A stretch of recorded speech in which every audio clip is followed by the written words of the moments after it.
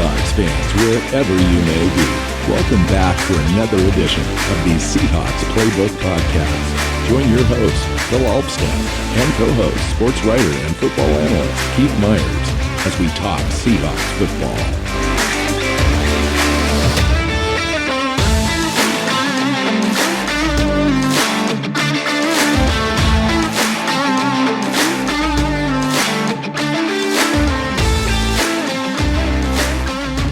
Hey, Seahawks fans, welcome back to another edition of the Seahawks Playbook Podcast. I'm your host, Bill Alvstad, sitting down with co-host Keith Myers. Fun show today, Keith. We're just kind of doing a little ad hoc Seahawks history, coaches history, all that kind of stuff. Having a fun conversation.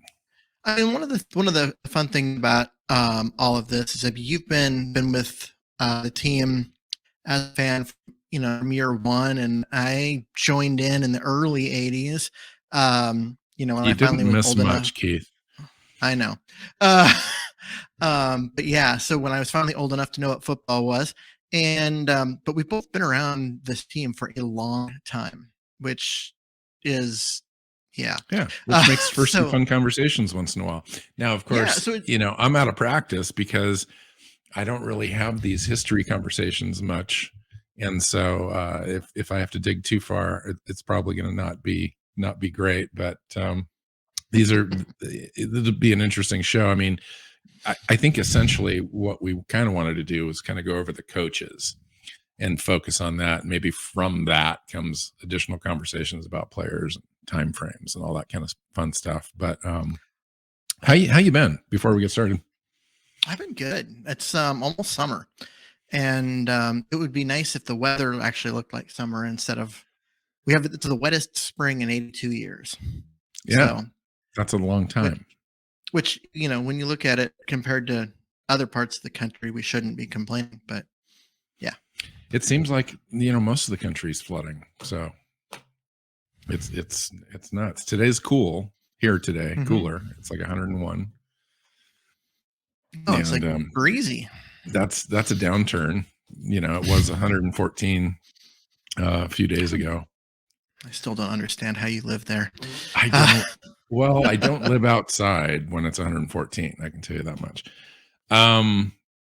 So yeah, just to talk about my history, I guess I was, I don't mind telling you my age or whatever. I was 11 years old when the franchise started in 1976. And I was fortunate enough to have my mom and dad have season tickets. We had 3 seats on about the 25-yard line, section 107 row, or section 103 row 7, seats 1, 2, 3. We had those seats from 70, whenever he bought them, 75 maybe, to 89. And I got out just in time before the 90s started, because there was a period of time in there where nobody wanted to be a fan. Although I have to give Seahawks Seattle fans credit, they hung in there, as they always seem to do. And some of the best fans in the world in those Kingdome days, when you first started, you'd get into the Kingdome and we sat in a section.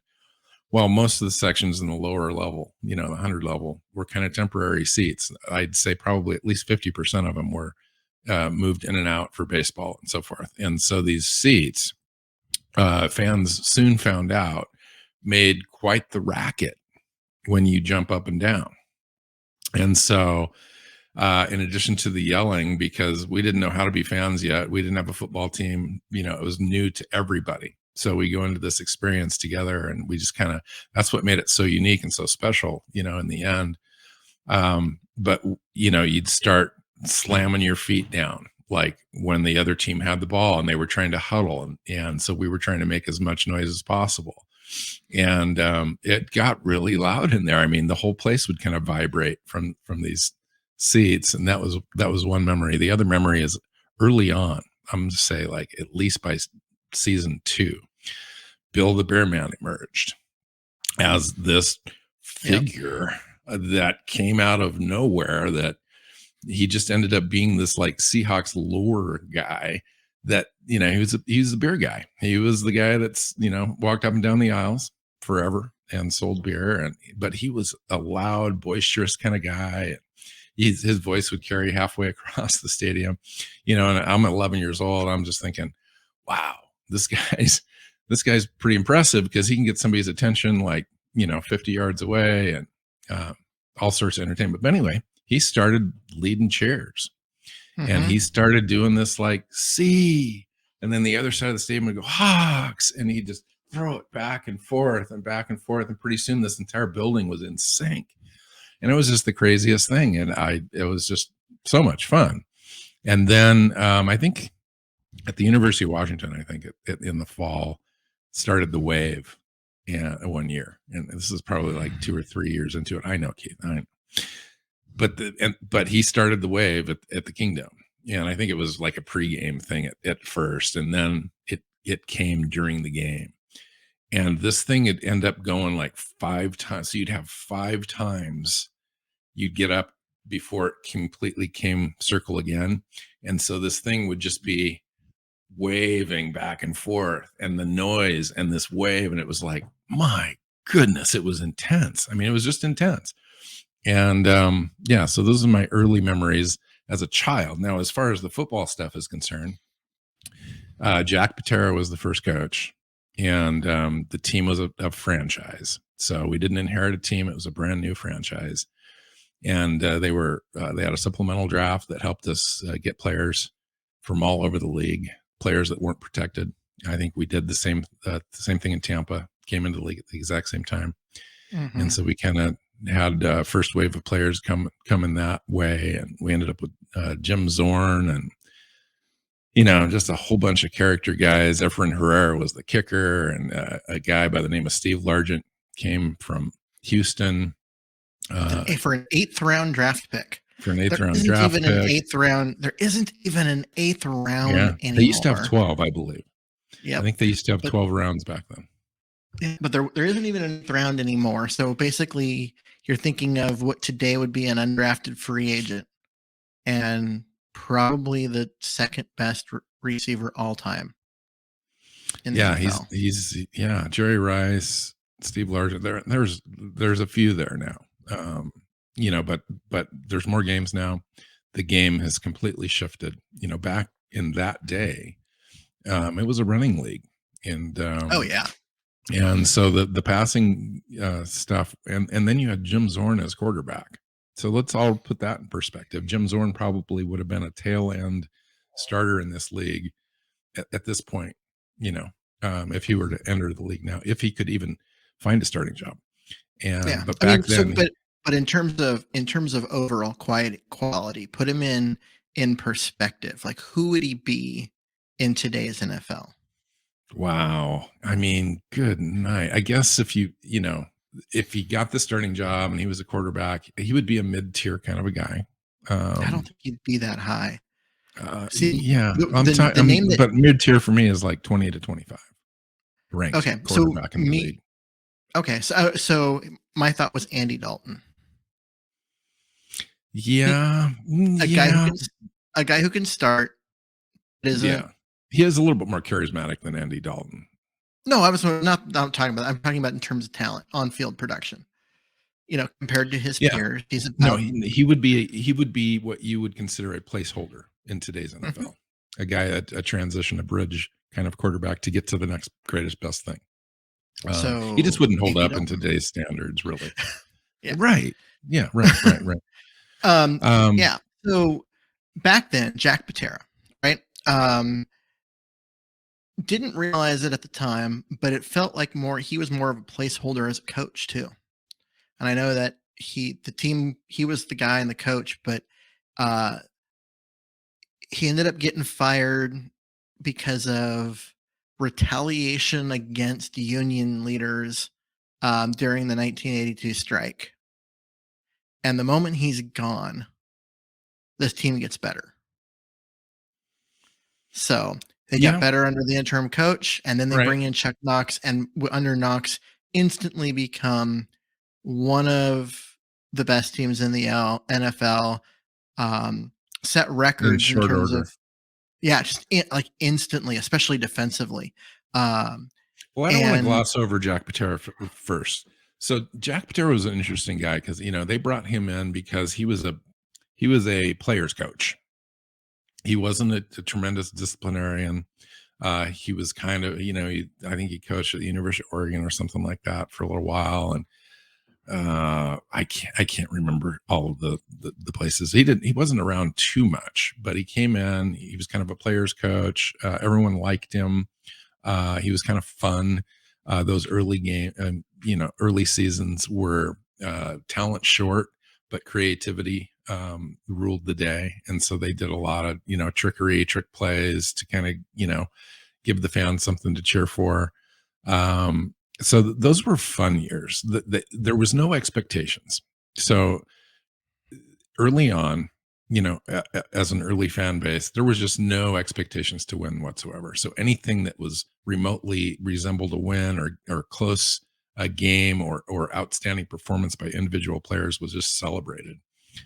So he was kind of the perfect coach for that, because he didn't have any real expectations either. And then when he went away, he just kind of drifted away, like you said. And then Mike McCormick came in, and Mike McCormick was kind of the general manager, I think, at the time, and then kind of took over the coaching duties because he'd already coached in the league like 5 or 6 separate seasons for a few different teams. And so he kind of, the season was what Patera came in after a couple. He took over after a couple games, right, or something like that. Yeah, after 2 games. It was in the strike shortened 1982 season. Okay. The team finished 4-5. Yes, there were only 9 games because of the strike, but they fired Patera after 2 games, and not because of the on-field stuff. It was mostly because of the union stuff, and that was going to be a massive problem. So he disappeared. McCormick came in. So this is 1982.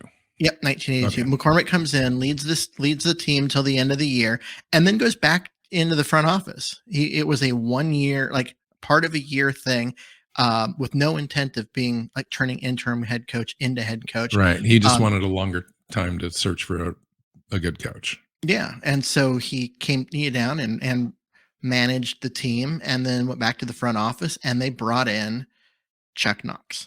So the thing about that move, and you got to remember at the time, we were nothing. Like the franchise was nothing. There was a bunch of no names on the roster. The expectation level was 0 to get a good coach in here from anywhere.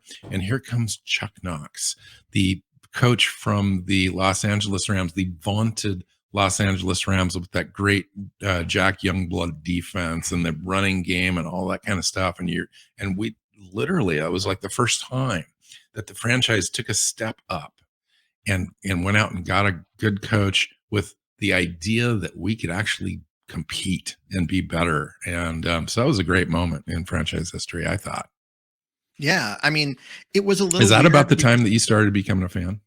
The following year was when I really. I mean, my dad watched games, and so I was around, and I watched. I had no idea what I was watching there in '83, and that was the. I mean, they went 9-7, but you wouldn't have known it from the defensive stats. And like just the number of interceptions that defense got is just insane. But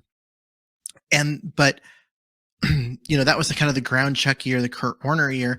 And they made it to the AFC title game. Yeah. And then got beat by the Rams. Not with Jim Zorn as the quarterback either. No, Dave Craig. Dave Craig came in right away when Chuck Knox arrived and took over for Jim Zorn. Yep. It was the following year. So coming off that year where they started slow, but then gained all that momentum, made it to the AFC title game, had that great defense. The Seahawks were, for 1984, they were the Seahawks of 2013, right? They were everybody's pick. Yeah. To go and do all of it. And all of that ended the very first game. In the very first game, when their superstar, their guy that they traded 3 first-round draft picks for, Kurt Warner, goes down with a knee injury in week 1. And honestly, he was never the same. We all thought that was the end. Mm-hmm. I mean, that was the end. That was the end of the season. There was going to be no competing whatsoever, and blah blah blah blah. Chuck Knox, I'll give him credit. Chuck Knox turned that thing into a real competitive season. I'll go back to the 83 season there, and the defying expectations was just crazy. So Jim Zorn's gone. Who's this guy from David Craig, little Milton College and, Wisconsin or whatever. And the guy with teeny hands. And but he just had this flair, this ability to kind of play above and beyond his skill set and just kind of will the team, and make these plays that were just outrageous once in a while. Of course, he'd, put the ball on the turf and fumble and have an interception now and again, but he just lead these drives that were just epic for the time, because we just never had anything like that. And I think those were the years too. I think if you really think back, where Steve Largent was just amazing. I mean, totally Mr. Clutch, like anything in remotely close to his orbit, he brought down and caught, and just had the most amazing routes. If you ever go back and watch Steve Largent film, which I would recommend for any fan, just watch his footwork and the ability for his upper body to move in a completely separate direction than his lower body, and just turn guys around. And it was silly. I mean, I've never seen a receiver consistently be 10 yards open in my entire life. That's Steve Largent. I mean, it was like Doug Baldwin on steroids. It was crazy. Oh yeah. So and I think that year, if I'm thinking right, it's 83 or 84. Keith, you might help me. They beat like the Oakland Raiders twice that year. We beat him at home. We beat him at home, and then we beat him on the road. Beat the Raiders twice. Yeah, we beat him on the road, and then we had to play him in the AFC Championship game. So the third time so we went to Miami. We won this most improbable game against who's the quarterback? Dan Marino, right? We win this most improbable game on the road against Dan Marino in the final minute, where Steve Largent made this like 45-yard or 60-yard catch and little run to get down close to the goal line. We pulled that game out. We go on the road against the Oakland Raiders in the AFC Championship game, and we were that close to get to the Super Bowl for the first time. Oakland wins that game, third game, in that season to face the same team. That's tough, and they were a very good team. And in fact, was Flores the coach then, or was it still? I think it was Madden. Yeah, isn't that crazy? So, and then we lost. Oakland goes on and beats, I think, correct me if I'm wrong, the Washington Redskins in the Super Bowl, correct? Oh, that does not sound right. That's just my memory. It probably is right. Oh yeah, it was Washington. Oh, yeah. So, and then we come back in 84, and here's the Oakland Raiders again. Denver's got John Elway.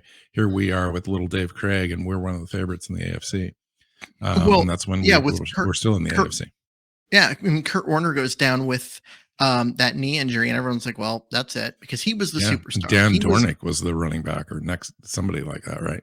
Yeah. And I mean, this whole team was built around running the football, just out muscling everyone, being more physical, stronger, bigger, all of that. And suddenly your whole identity is gone.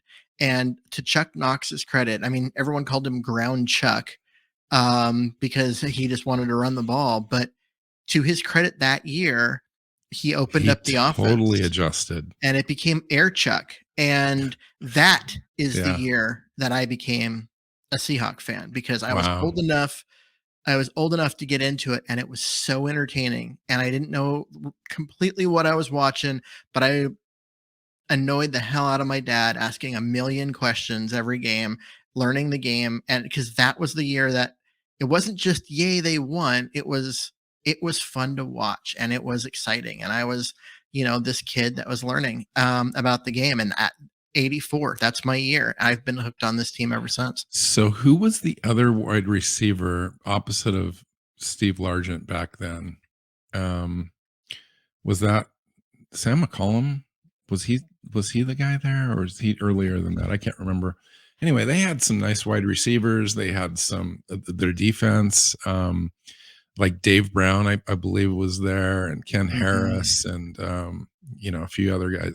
It's been a while, so I'm having a hard time remembering all those names. But It's only been almost 40 years.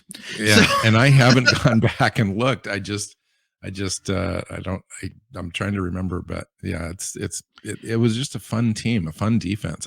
In fact, Keith, wasn't oh God, 84 the year where they had like 5 interceptions against the Kansas City Chiefs at home? that does sound I was familiar. at that game. I was at that game, and they had like 5 interceptions. Kenny Easley had a couple, and Dave Brown had 2, and Ken Harris or something like that. And they ran like 2 or 3 of them back for touchdowns, and we just completely wiped them off the map. This was one of the greatest games I'd ever attended in person. Yeah, as a team, they had 38 interceptions that year. I mean, Yeah. think about this. Like, Kenny Easley had 10 on the season. Dave Brown had 8. John Harris had 6. Like, and that's not even the most. The most, or no, that was all. I'm sorry, I'm looking at the wrong column. I was going to say this person had 15. No, that was 1 for 15 yards. But I mean, that's just 10 interceptions by Easley. Most teams don't get to that in today's NFL. And in today's NFL, they throw the ball a lot more. That defense was just special. Yeah. And your Jacob Green, I think, was drafted in 84, yep. Maybe. Mm-hmm. Yeah, as I think the number 10 overall pick or something like that in the draft. And that the whole thing kind of turned around when Chuck Knox came. That the identity of the franchise turned around. There was hope.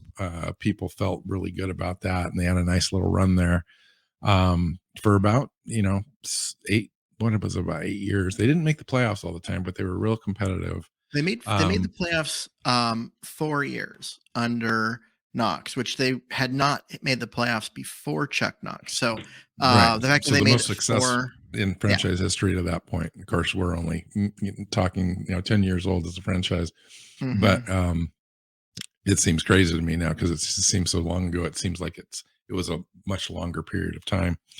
Okay, so Chuck Knox leaves, and by the way, Chuck Knox died in 2018 at the age of 86. Yeah. I wanted to say too that Jack Patera died October 31st of 2018 at the age of 85 as well. So the other thing of note, Keith, is that we only have one coach in our entire franchise history that is under the age of 70 currently now or passed away. So that's crazy. And we've only had Mora? 8 coaches, and he's 60, and we've only had 8 coaches in franchise history compared to the same amount of time. Both San Francisco and I think the Rams have both, or maybe it's the Cardinals, both have 14 head coaches during that same period of time. So pretty stable franchise. Okay. Well, the fact that you can say stable after what came after Knox is amazing. Because it wasn't amazing time, because that was really unstable.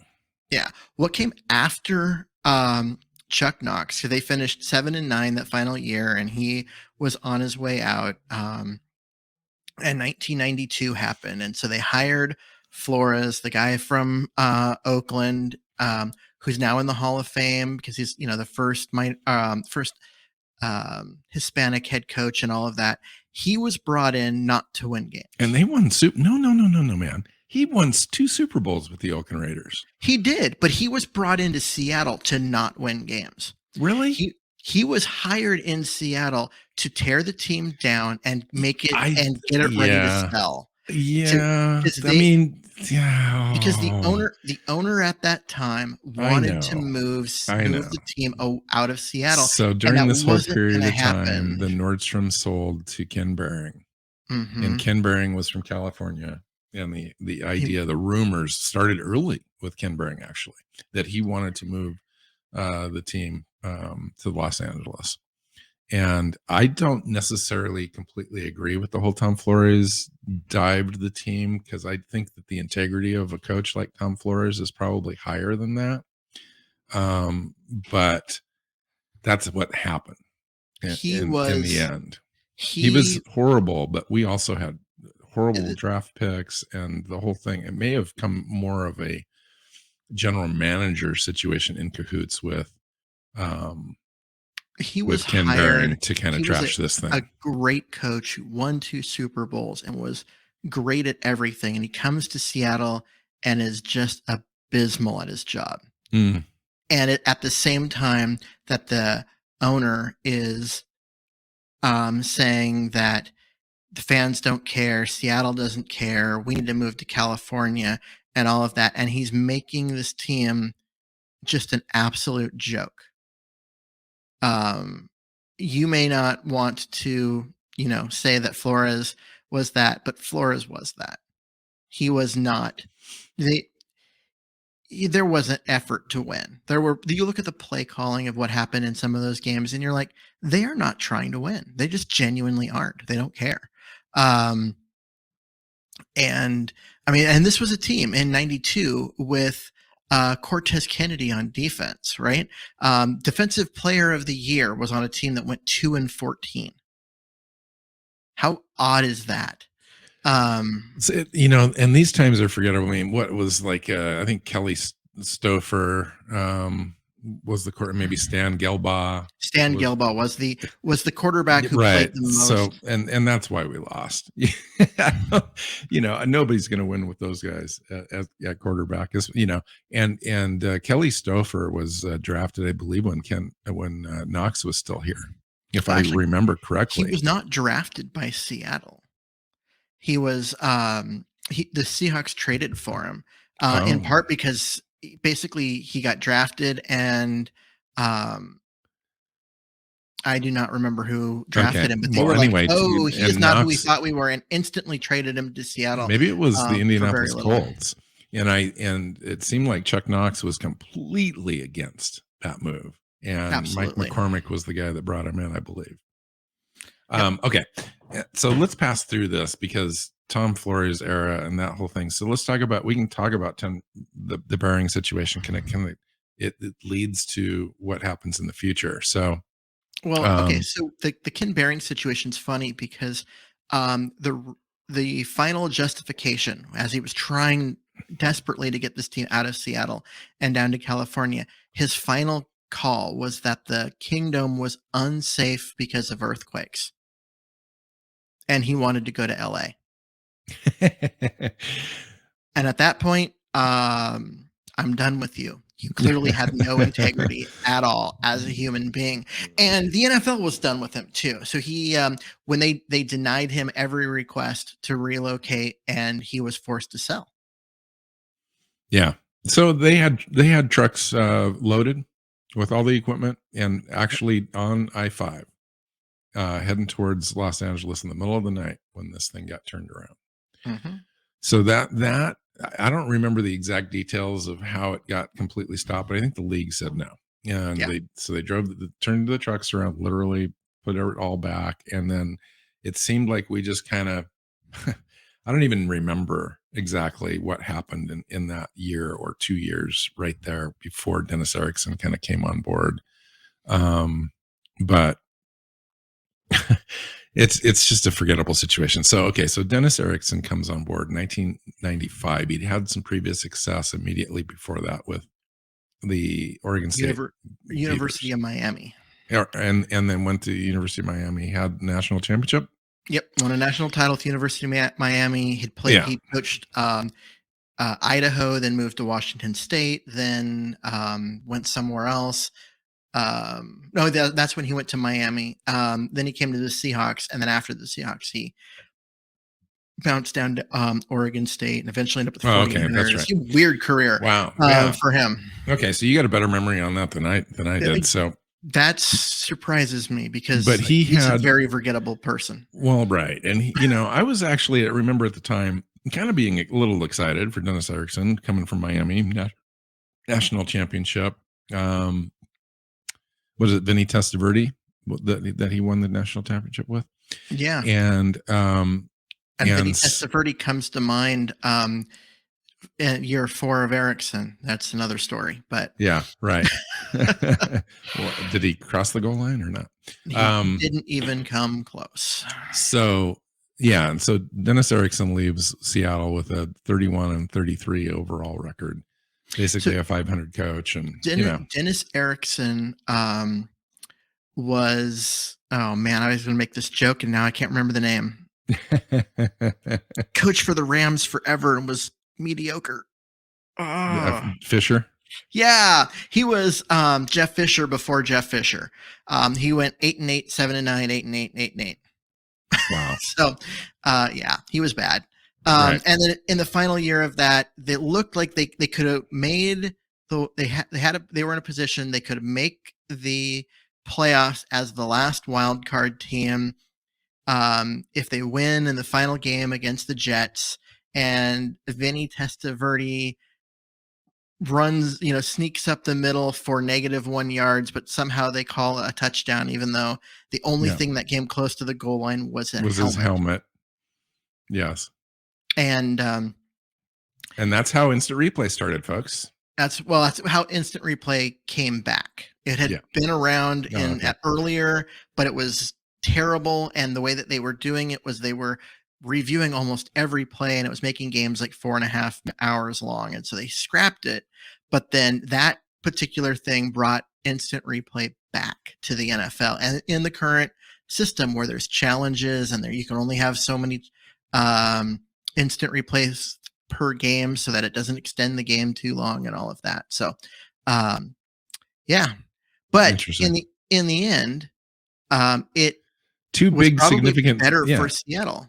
Well, and two significant things happened, during that period. The team went for sale, and they needed a new stadium, and there was all this rile about, saving the franchise. And there was really only one hero that would possibly step up, and it was Paul Allen.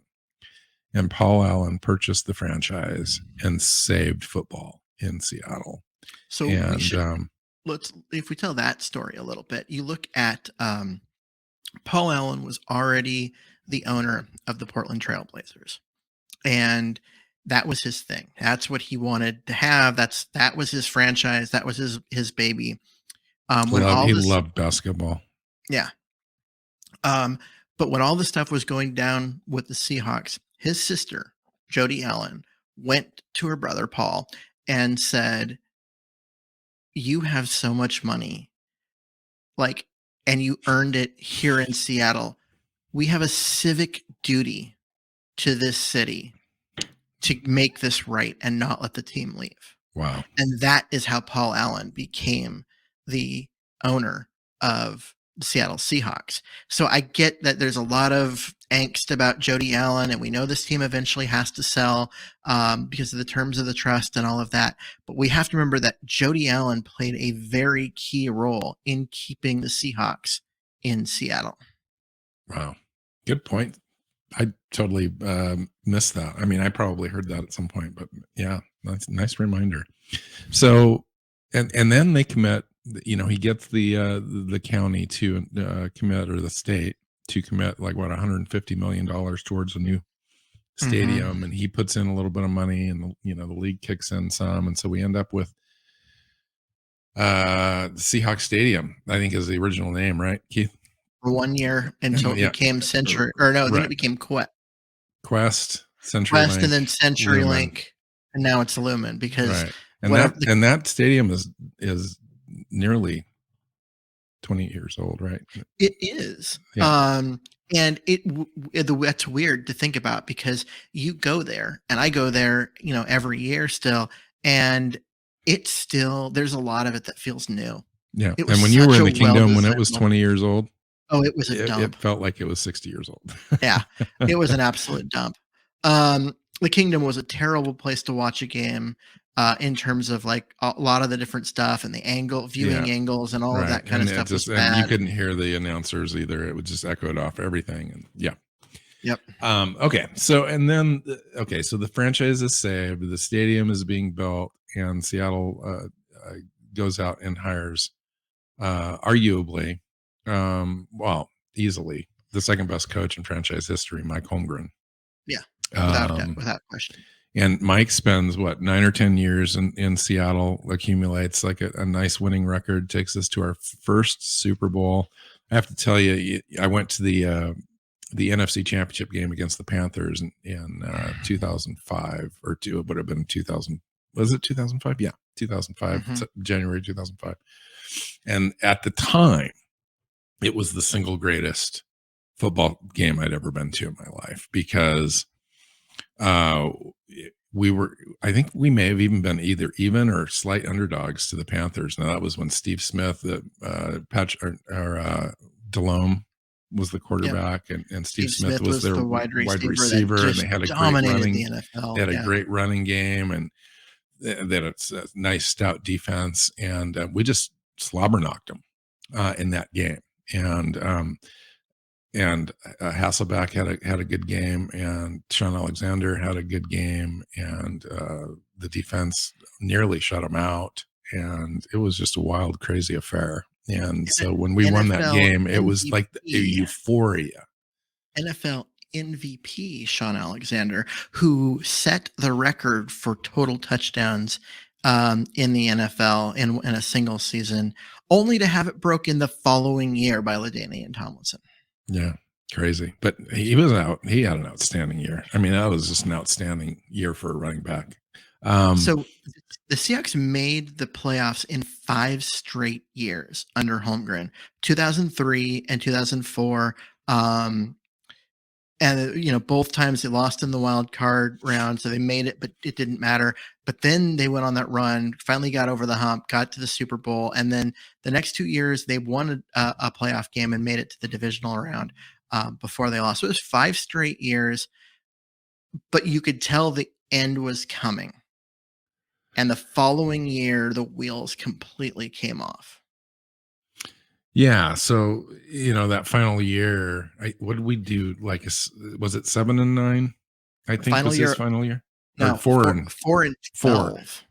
Yeah. And so, yeah, it was over, it was over. And that was the Jim Mora transition. So I don't know if you want to spend any more time with Mike. He was kind of an innovator at the time. He came from that whole West Coast offense style out of the San Francisco 49er system. Went to Green Bay, won a Super Bowl there. Yeah. Came to Seattle. Favre.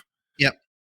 So I think you said, Mike Holmgren was the offensive coordinator under Bill Walsh, who was the head coach in San Francisco. Walsh and Holmgren were the two that sat down in an offseason and created the West Coast offense and revolutionized the NFL. Let's not sugarcoat just how influential he was. But by 2007, which was the second to last year, his figure it out. Teams had figured out what he was doing. And you could tell in that final year, 2008, he did not have any answers for the defense. They had him figured out. It's very similar.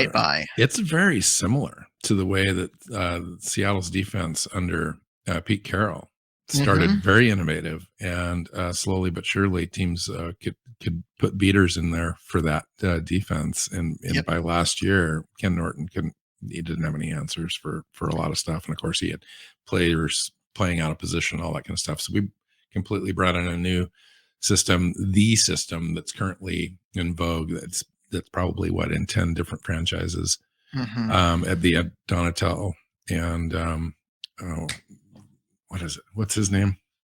Fangio. Nick Fangio's defense. So it'll be very exciting to see that roll out this year. So Holmgren leaves, and then we go through the Jim Mora season at 5-11. He just completely trashed. I know that we only won 4 games prior, but Jim just was an incompetent human being as a coach. He might be a fine person or whatever. I don't even know about that, but he had completely lost the locker room. The locker room within a few games. They didn't care. Yeah. So he was gone. Tim Ruskel, the GM, was gone. Tim Ruskel was kind of the architect too, of the destruction of what was a pretty good roster.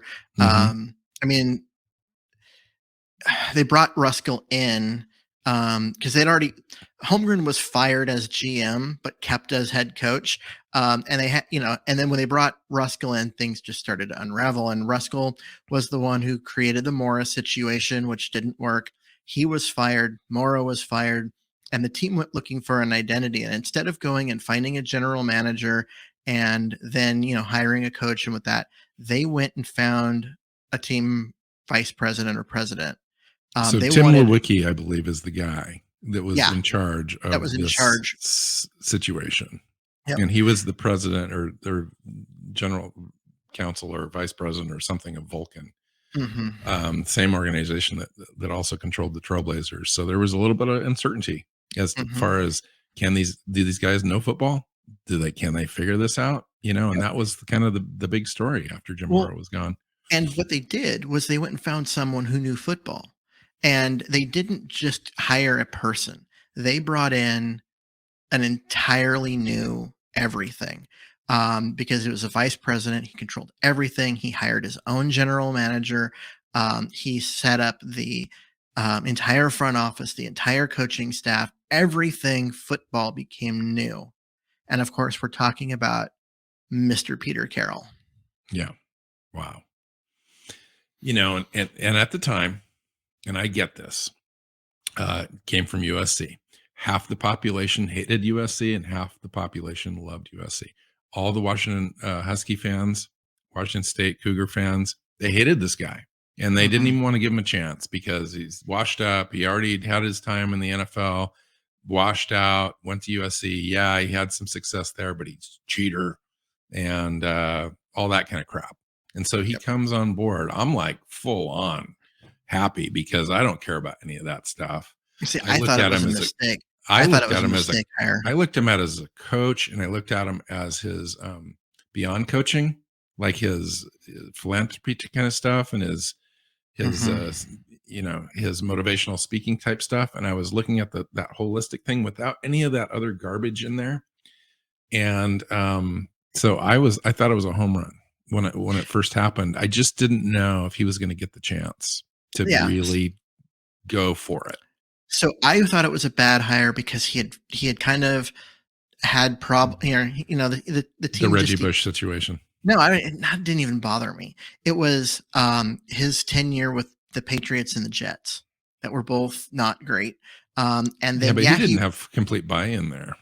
Yeah, he didn't. Yeah, and the Jets got sold, and he only got 1 year and all of that. I know now that my opinion was kind of dumb, but at the time, that was my thought. Was he had been a pro coach. It didn't go well. He went to college and it went great.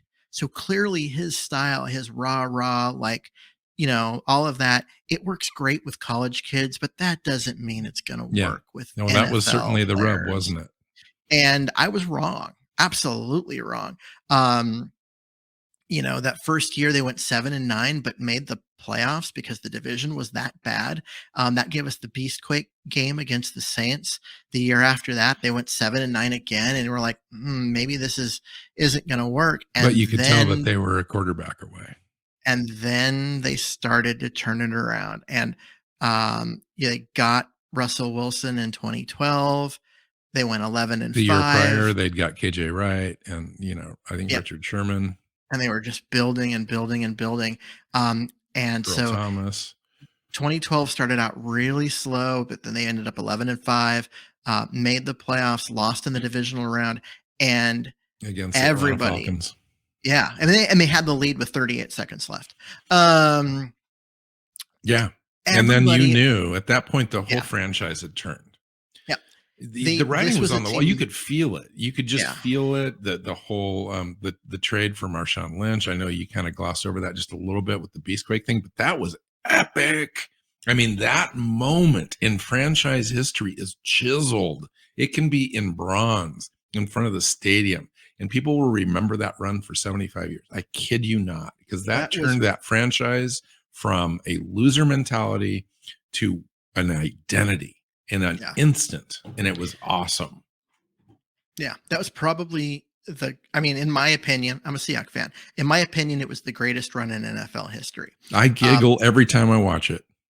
Objectively, there's one other run that I could say might be better, and that was a Barry Sanders run, and when he ran to from one sideline to the other sideline, back to the sideline, started and back to the other one, and then eventually broke free and went for a touchdown. And with that, you go, but this seemed like nothing. It was more consequential. Yeah. And of course it was. It won a playoff game, and it won a playoff game. They were were ahead. They were ahead with like team. What 4 or 5 minutes to go. They were ahead, and they had to basically the idea was maybe to pick up 3 or 4 first downs. If we could pick up 3 first downs, we could put this game away. We could literally run out the clock. And they were like on the 30-yard line, their own 30, something like that. And they hand the ball off to Marshawn Lynch. It looks completely bungled up. I mean, he didn't have anywhere to go, but he found this little teeny crease, and then he started trucking people. And oh my goodness, unbelievable. Yeah, fun stuff. So that led to the 2012 season we talked about, where you could tell this team they were destined. That was we found their quarterback. That was the best roster in the NFL by a wide margin. They went 13-3, cruised through the playoffs and the Super Bowl, blew out Denver. The only thing holding them back, the only thing that was going to stop them, was Peyton Manning's #1 offense in NFL history against the #1 defense, arguably the best defense that ever played. We didn't maybe know it at the time, and we kind of figured that it was really, really good. And then you look at retrospect, you add the Super Bowl to their resume, and that kind of puts them over the top. But before that game, if you remember, there was some nerves, because how do you stop Peyton Manning? He literally trucked like every team that they played throughout the season. They were putting up epic numbers, 5 touchdowns, 450 yards every single time they hit the field.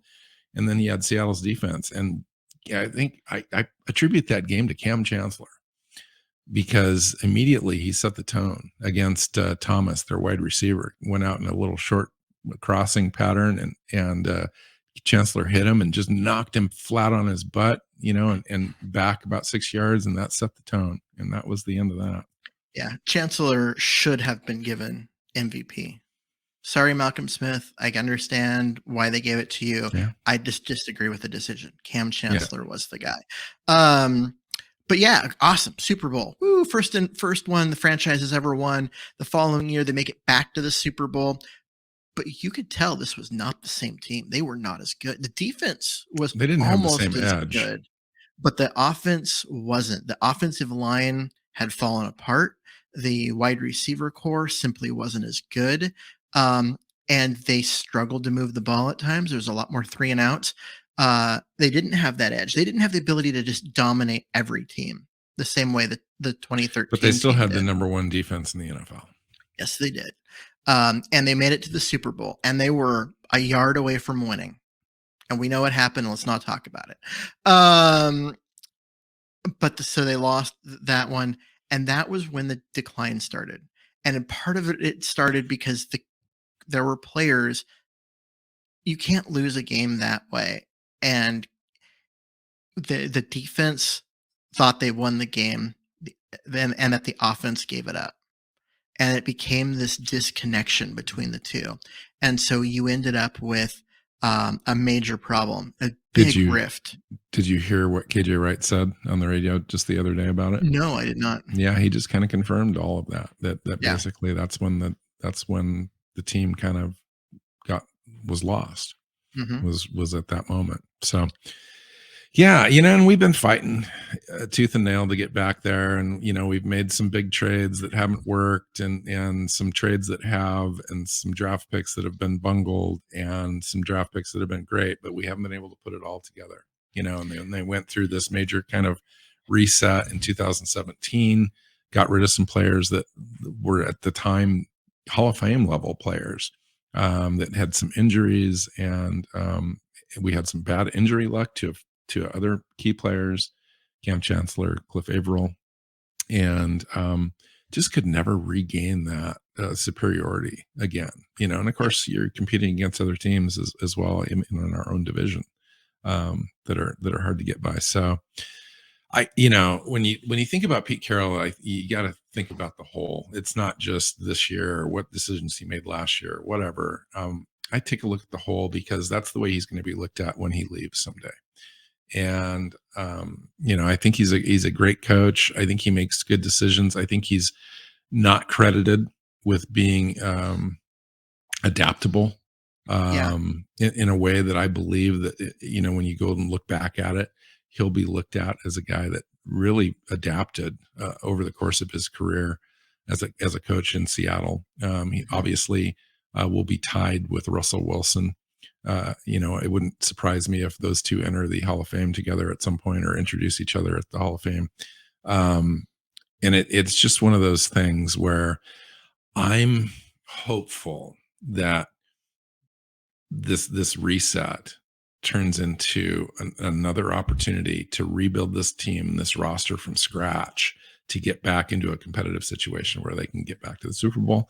But without a franchise quarterback, it's nearly impossible. There's teams that have done it. You look at Jimmy Garoppolo in San Francisco, you look at Jared Goff with the Rams, but it's more likely to have a rookie quarterback on a rookie deal that turns to be lightning in a bottle that will get you there. So we'll see what happens You this mentioned year. it when we were talking about the Holmgren era. The Holmgren came over with this offense and it worked, and it got him the Seahawks to a Super Bowl and all that. But the NFL caught up, and by the time Holmgren was done in Seattle, his offense was done as a viable offense.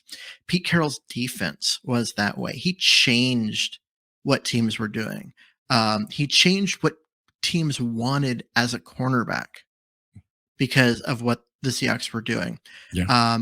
But ultimately, the NFL caught up to him. And you're talking about his adaptability.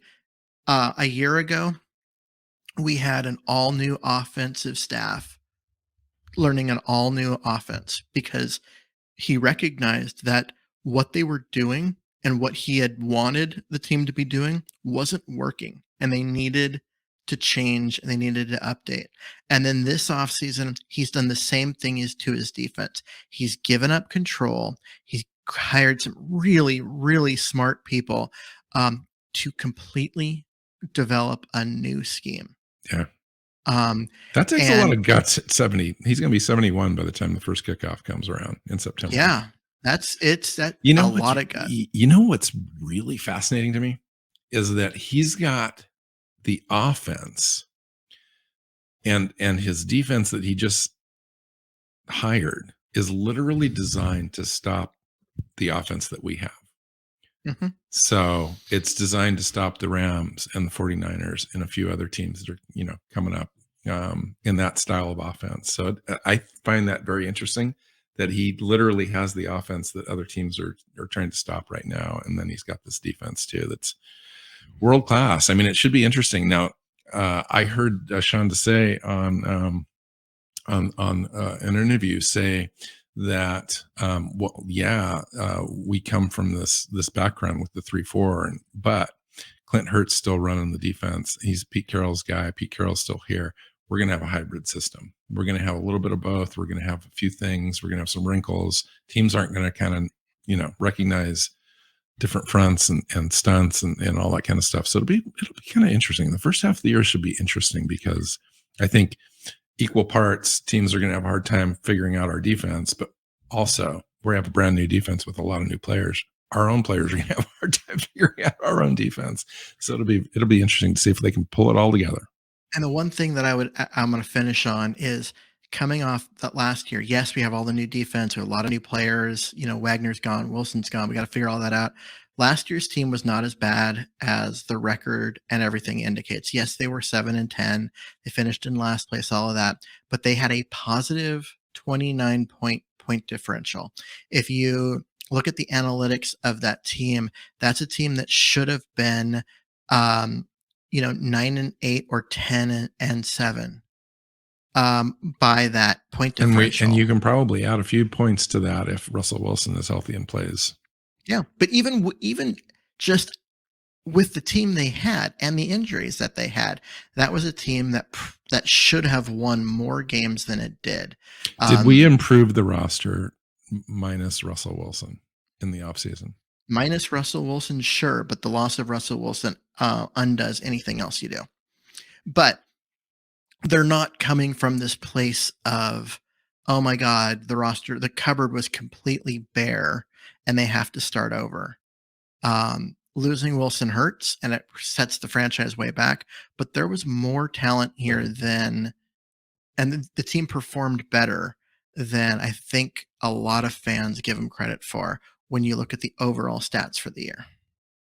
Yeah, I'm excited. I think that Clint Hurt is going to be a great defensive coordinator. I can just kind of tell. And the guys around him, the coaches, Carl Scott, Sean Desai, those guys are competent. I have a feeling they're going to use players well this year as far as putting them in a position to be successful. That's why I'm a little hopeful. I know that I'm kind of riding this train a little bit as far as trying to get like a Drew Lock or Geno Smith to be just a league average guy, because I think league average at quarterback in this system with the roster that we have does have the potential, I think, on the very top end. I'm just talking if things all work out, to win 9 games this year. Now, is it more likely that they win 6? Yeah, it's probably more likely that they win 6. But I'm just saying, if everything kind of hits right, the defense plays beyond expectations, which is possible, and the offense plays competent and doesn't turn the ball over. That's the key. If Drew Lock has 64% completion percentage and has a 2-to-1 touchdown to interception ratio, this team could win 9 games. Yeah. If he doesn't, if he throws equal parts interceptions to touchdowns, his completion percentage is close to 60%. It's probably closer to 4 wins. Yeah. So when we came up with this idea for today's show, this has gone way longer than we intended. Sorry, everyone, or thanks, everyone. Maybe folks will enjoy it.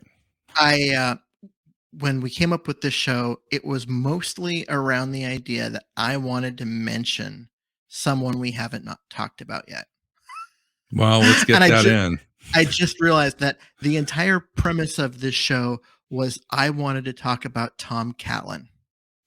Who was defensive coordinator for a long time. Defensive coordinator for a long time. He was the defensive coordinator of the 2-14 team in 92 that had the defensive player of the year and Cortez Kennedy, and kept that defense looking really good, like championship caliber good, despite the fact that they have historically, I think they're still the worst offense of all time.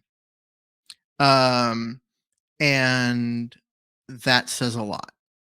That is a coaching job that I'm not sure we will ever see the equivalent of. So I think he's the longest tenured defensive coordinator in Seahawks history at 9 years. Yeah. I think he did all of Chuck Knox's tenure and then stayed on with 1 year with Tom Flores before he moved on. Yeah. It's interesting because he had some great defenses. He went to the, division championships and conference championships and so forth. So he was the coordinator there for that 83 team. Yeah, the Kenny Easley years, all that stuff. Where it was just an incredibly dominant defense. Yeah. Into the years where it got a little lean because the talent dropped off.